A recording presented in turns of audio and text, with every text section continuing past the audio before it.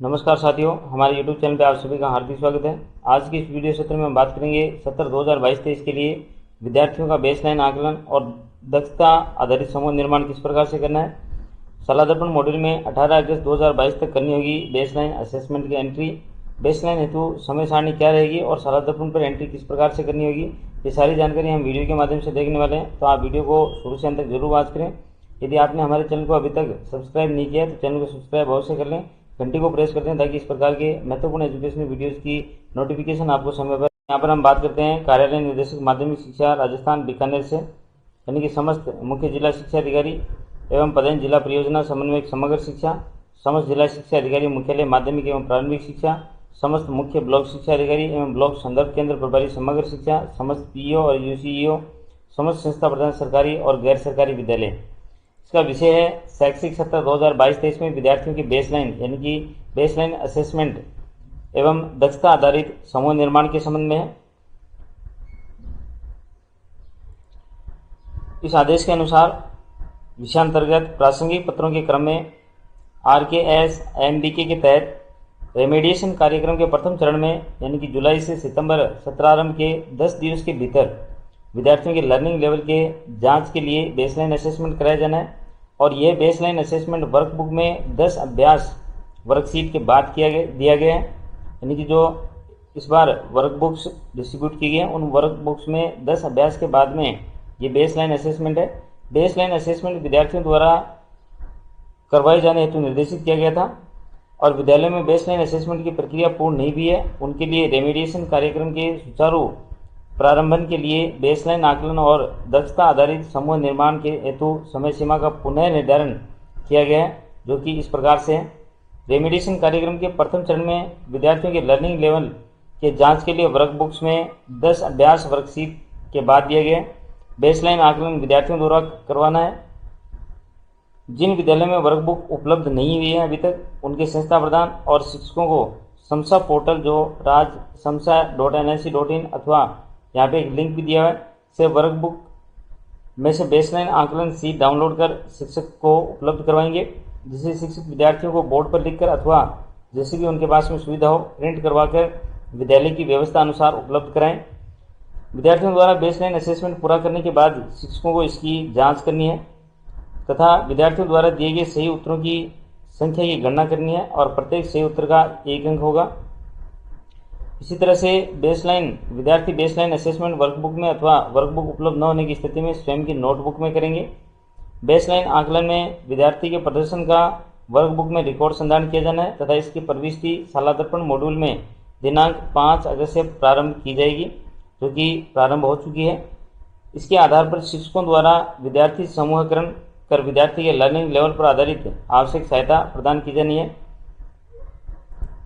अब यहाँ पे हम देखते हैं कि बेसलाइन आकलन कक्षा 3 से 5 के लिए 5 अगस्त तक करना है और कक्षा 6 से 8 के लिए 9 अगस्त तक पूर्ण किया जाना है। बेसलाइन असेसमेंट हेतु जो टाइम टेबल है वो यहाँ पृथक से दिया हुआ है। बेसलाइन असेसमेंट का टाइम टेबल है यहाँ पे, यानी कि इसकी जो अंतिम तारीख यहाँ पे दी हुई है 3 से 8 के लिए 10 अगस्त 2022 और जो सलाह दर्पण मॉड्यूल है उसमें लाइव जो होगा वो 5 अगस्त 2022 से पूर्व हो जाएगा। बेसलाइन असेसमेंट के डाटा को सलाह दर्पण पोर्टल पर जो अपडेट करना है वो 18 अगस्त 2022 तक किया जाना है।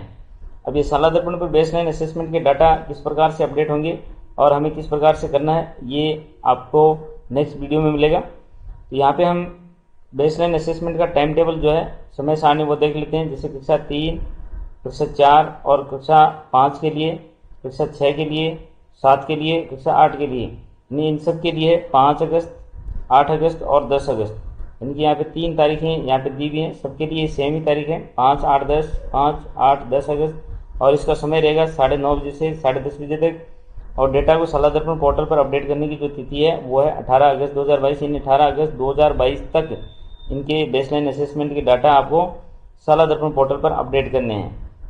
जिन विद्यालय में उक्त वर्णित अवधि में किसी भी कारणवश यदि परीक्षा नहीं हो पाती है तो वे 12 अगस्त 2022 यानी कि रिजर्व डे को बेसलाइन असेसमेंट करवाना सुनिश्चित करें, परंतु इस बात का ध्यान रखा जाए कि 12/8/2022 को आयोजित होने वाले देशभक्ति गीतों के गायन का कार्यक्रम से इसका समय पृथक हो, यानी कि उस टाइम से ये समय अलग रखना है। बेसलाइन आकलन की डाटा प्रविष्टि करनी है। वर्कबुक में दिए गए बेसलाइन आकलन में विद्यार्थियों के अंकों की प्रविष्टि के लिए शालादर्पण में मॉड्यूल बनाया गया है। और जो मॉड्यूल बनाया गया उसमें बेसलाइन असेसमेंट में विद्यार्थी के प्राप्तांकों के आधार पर विद्यार्थी का समूह है स्वतः आंकलित हो जाएगा। यानी कि जैसे आप प्राप्तांक बच्चों के यहाँ पे एंटर करेंगे तो उन प्राप्तांकों के आधार पर उनका समूह निर्माण अपने आप हो जाएगा, यानी कि ऑटो सिस्टम है यहाँ पे। शिक्षक इस डेटा का उपयोग अपनी कक्षा में निश्चित अवधि के दौरान अपनी कक्षा में समूह बनाने के लिए कर सकते हैं। ये डेटा पूरी तरह से शिक्षकों को उनकी कक्षा के प्रदर्शन के बारे में जानकारी प्रदान करने और कक्षा शिक्षण में उनकी सहायता के लिए एकत्रित किया जा रहा है। शिक्षकों का अनुरोध है कि वे डाटा को सटीक रूप से दर्ज करें। अब यहाँ पे देखते हैं शालादर्पण पे जो मॉड्यूल है बेसलाइन असेसमेंट की एंट्री वो किस प्रकार से करनी है, इसकी लाइव एंट्री किस प्रकार से करनी है, इसके लिए अलग से वीडियो आपको उपलब्ध हो जाएगी। लेकिन यहाँ पे जो प्रोसेस बताई गई है उस पर हम बात कर लेते हैं। शिक्षक डेटा प्रविष्टि दो तरीके से की जा सकती है।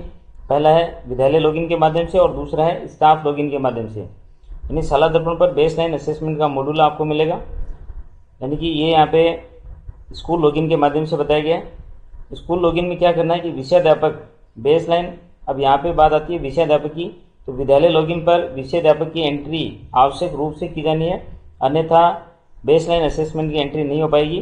तो विषयाध्यापक बेसलाइन असेसमेंट मॉड्यूल पर कक्षा, सेक्शन और विषय का चयन करेंगे जिसके लिए वे डेटा प्रविष्टि करना चाहते हैं। कक्षा चयन के उपरांत कक्षा के समस्त विद्यार्थियों की सूची शिक्षक को प्रदर्शित होगी और शिक्षक को प्रत्येक विद्यार्थी के प्राप्तांकों की प्रविष्टि करनी है। अंक प्रविष्टि के साथ ही विद्यार्थियों को उनके प्रदर्शन के आधार पर समूहीकृत का सुझाव दिया जाएगा। जिन विद्यार्थियों का बेसलाइन असेसमेंट पूर्ण नहीं हो सका है उनकी डेटा प्रविष्टि को खाली रखा जाना है और विद्यार्थी द्वारा बेसलाइन असेसमेंट पूर्ण किए जाने के पश्चात इसकी शालादर्पण पर डेटा प्रविष्टि की जा सकेगी। स्टाफ लॉगिन के माध्यम से यदि आप बेसलाइन असेसमेंट के डाटा की एंट्री करना चाहते हैं तो केवल कक्षाध्यापक स्टाफ लॉगिन के माध्यम से अपनी कक्षा के लिए डेटा दर्ज कर सकेंगे।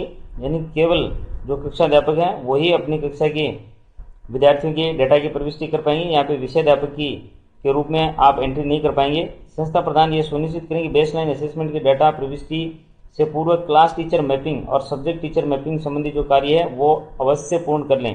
पीओ, सीबीओ और सीडीओ संभागीय संयुक्त निदेशक उक्त कार्य पूर्णता से इनकी सघन मॉनिटरिंग करेंगे।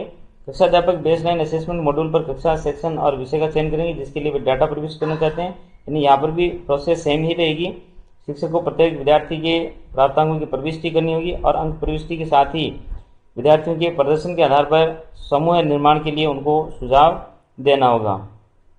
जिन विद्यार्थियों का बेसलाइन असेसमेंट पूर्ण नहीं हुआ उनकी प्रविष्टि को खाली रखना है। यानी कि दोनों ही तरह में सेम ही प्रोसेस है, चाहे आप विद्यालय लॉगिन से करें या स्टाफ लॉगिन से करें। इन दोनों में डिफरेंस यही है कि स्कूल लॉगिन से विषयाध्यापक के रूप में भी आप एंट्री कर पाएंगे, लेकिन स्टाफ लॉगिन में सिर्फ कक्षाध्यापक के रूप में ही आप बेसलाइन असेसमेंट के अंकों की एंट्री कर पाएंगे। शालादर्पण पर बेसलाइन असेसमेंट के डेटा रिपोर्ट भी आप ले सकते हैं। प्रविष्ट बेसलाइन असेसमेंट डेटा की रिपोर्ट स्कूल लॉगिन पर उपलब्ध होगी और बेसलाइन असेसमेंट डेटा की रिपोर्ट सारांश में निम्नलिखित फील्ड प्रदर्शित होंगे। इसमें विद्यार्थी का नाम आएगा, बेसलाइन असेसमेंट में विद्यार्थी के प्राप्तांक होंगे और प्राप्तांकों के आधार पर विद्यार्थी का स्वयं निर्धारित समूह यानी कि समूह 1 में है अथवा समूह 2 में है। शिक्षक रिपोर्ट को प्रिंट कर सकते हैं और उपचारात्मक अवधि में अपनी कक्षा और समूह के छात्रों के प्रदर्शन को समझने के लिए डेटा का उपयोग भी कर सकते हैं। यहाँ पे बेसलाइन असेसमेंट की मॉनिटरिंग है जो कि बेसलाइन असेसमेंट और उनकी शालादर्पण प्रविष्टि के लिए संस्था प्रधान के प्रबोधन में विषयाध्यापक द्वारा की जाएगी।